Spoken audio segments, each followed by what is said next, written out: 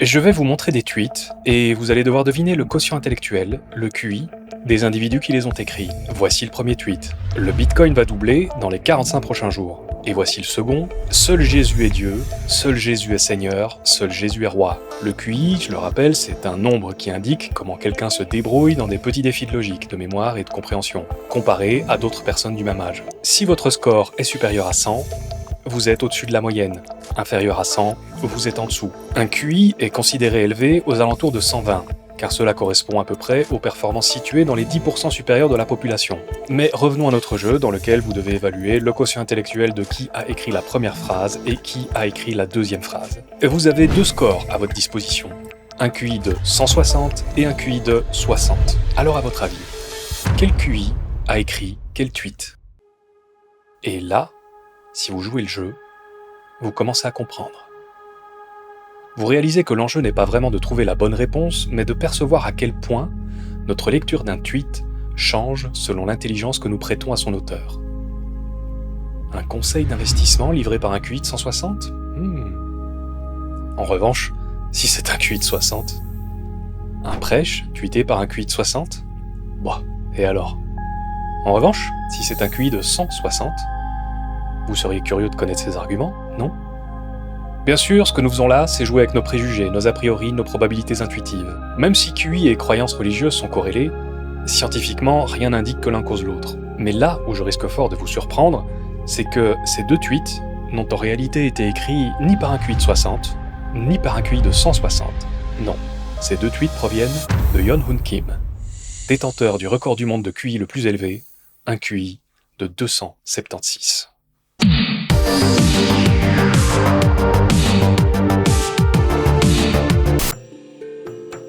Je sais pas vous, mais moi, j'ai toujours fantasmé sur le concept d'intelligence supérieure. Déjà rien que la question est vertigineuse à saisir. Comment imaginer, à partir de ma propre intelligence, ce que peut être une intelligence supérieure ? Je sais que c'est impossible, et pourtant, mon esprit se risque à esquisser des contours de ce que ça pourrait être. Et j'essaye même d'imaginer ce que ça doit faire, d'être cet autre plus intelligent, et de me regarder, moi, inférieur. Alors, je me pose des questions rares, intimes, précieuses pour l'âme. Est-ce que mon intelligence est appréciable même quand on est largement supérieur à moi ? Est-ce que mon intelligence est appréciable même quand je suis largement supérieur ? Alors Yeon-Hoon Kim, cet être exceptionnellement supérieur à moi, unique, qui est-il ? Est-ce seulement possible d'avoir un QI aussi élevé que 276 ? Et comment peut-on être si intelligent et passer tout son temps à tweeter à la gloire de Jésus ? Je veux dire, selon quels arguments ? Selon quelle logique existerait-il une façon de lire la Bible si subtile qu'elle devient l'évidente vérité passé un certain cap intellectuel ? Je sais pas vous, mais moi j'ai envie de comprendre.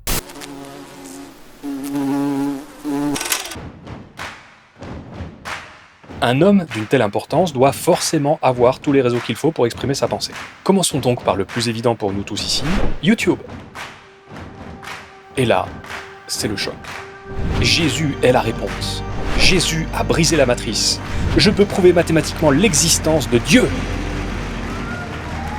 La personne au QI le plus élevé au monde actuellement. En 2024, le docteur Yeon-Hoon Kim a établi le record du monde du QI le plus élevé au monde actuellement, avec un QI de 276, vérifié indépendamment par l'Official World Records, le Comité international non olympique, Nobel World Records, les championnats du monde de la mémoire et le Conseil mondial des sports de la mémoire, le WMSC, en partenariat officiel avec le Guinness World Records et approuvé par un statisticien professionnel agréé, titulaire d'un doctorat en statistique de l'Université d'Oxford, validé scientifiquement et cliniquement par l'Académie mondiale des sciences médicales, la WAMS, et confirmé scientifiquement et accepté pour publication dans la revue scientifique à comité de lecture Testing Psychometrics Methodology in Applied Psychology, qui est indexé dans les bases de données académiques les plus autorisées au monde, notamment PubMed, Bibliothèque nationale de médecine des États-Unis, Scopus, Elsevier, PsycInfo, Association américaine de psychologie APA, et Web of Science. C'est moi ou lui particulièrement, il tient à ce que je me sente tout petit. Je ne connais pas toutes ces références, mais j'en repère quelques-unes particulièrement sérieuses. Il m'intrigue de plus en plus. Allons droit à la source. Son site web, EQ 276. Ouais, je le fais en français.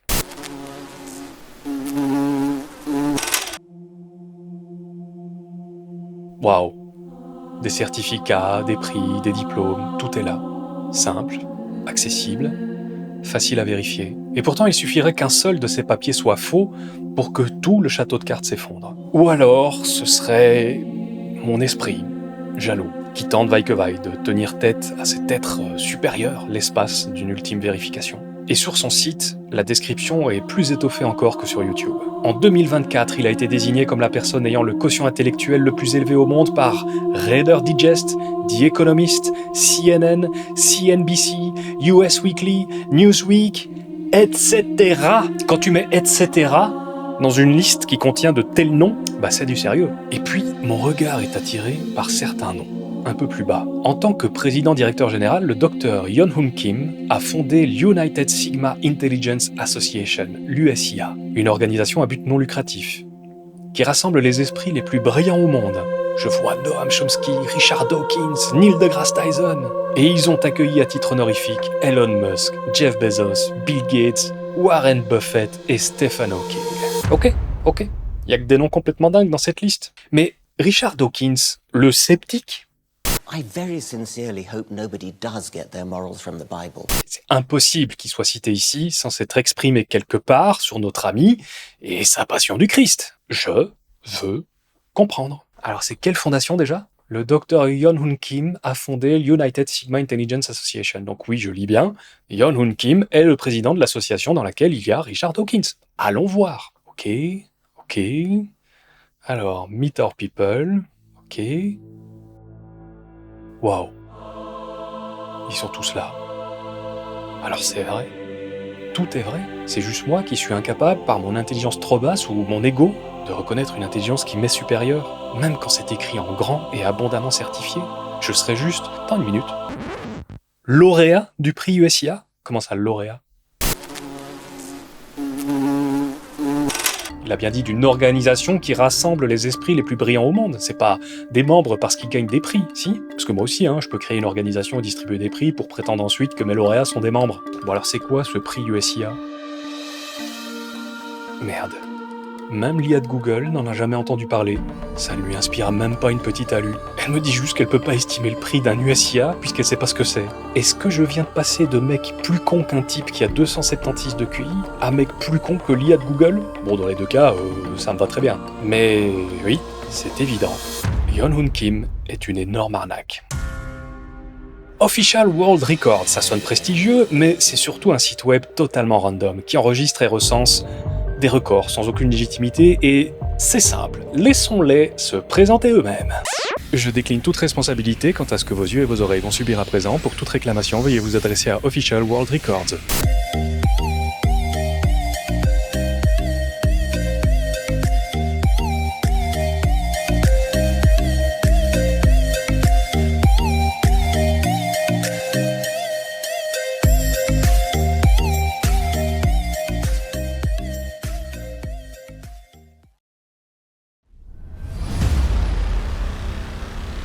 Pas vraiment le niveau d'exigence d'un Guinness World Record. D'ailleurs, fun fact, Guinness ne décerne plus de records de QI élevé depuis 1990, jugeant les tests trop peu fiables. Noble World Records, Comité international non olympique, malgré leur nom flatteur, il s'agit d'entités récentes ou confidentielles. Pourtant, sur le site de Yeon-Hoon Kim, ces labels trônent fièrement comme des garants de son exploit. Le World Memory Championship et le World Memory Sport Council, ce sont des organisations bien réelles. Mais j'ai déjà entendu ça quelque part. Elles sont fortement liées à Tony Buzan, le célèbre inventeur des mind maps et le cofondateur des compétitions de mémoire. Ça vous rappelle rien ? Moi, ça me rappelle cette excellente vidéo du tueur à gages de l'esprit critique, le bien nommé G1000g, sa vidéo sur la lecture rapide. On la mettra en vignette à la fin. Bah tiens, dans sa vidéo, une affiche de Tony Buzan ? Attention, parenthèse. Oui, et j'en ai rien à foutre. Petit aparté pour les pros de Wikipédia, les pages francophones et anglophones de Tony Buzan ne contiennent pas une ligne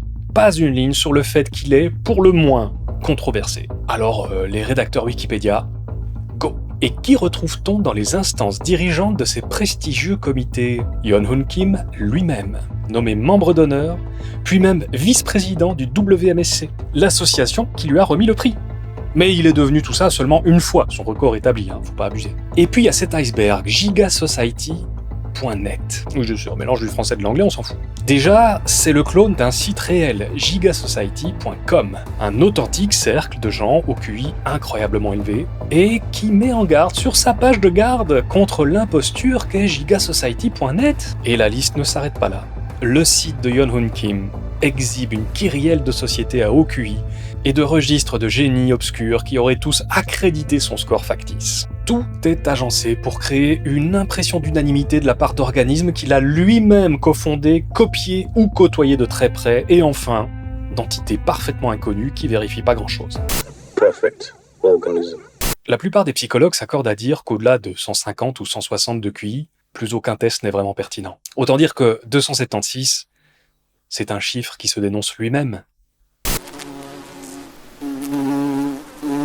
Certains médias sont tombés dans le panneau, renforçant sa crédibilité, et au bout du compte, le constat est clair. Yeon-hoon Kim a construit de toutes pièces son image d'homme le plus intelligent du monde. En empilant distinctions, affiliations, références flatteuses, il s'est donné beaucoup de mal pour ça. On pourrait presque admirer la cohérence du storytelling, Il a pensé à tout.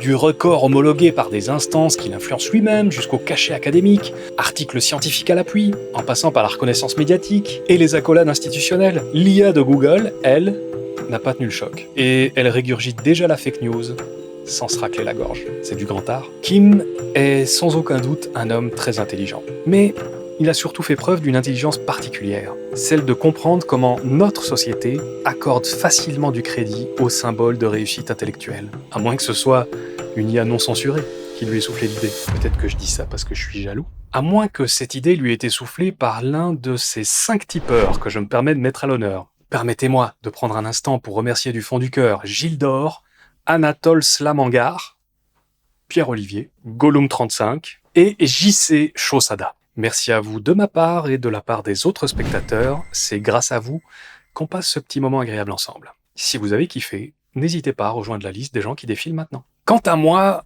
je suis heureux que ma méthode Z m'ait permis de déjouer ce fumiste. Alors, pendant un temps encore, je peux jouer à m'imaginer ce que ça fait de voir le monde avec une intelligence immensément supérieure. Et dans l'autre sens, je peux aussi tout faire pour ne jamais me croire au-dessus de qui que ce soit, même quand la personne est passionnée par un culte religieux, et même quand cela m'arrive d'être simplement plus compétent que la personne. Alors, curieuses et curieux, il me reste à vous dire de bien prendre soin de la méthode avec laquelle vous croyez reconnaître une intelligence éloignée de la vôtre.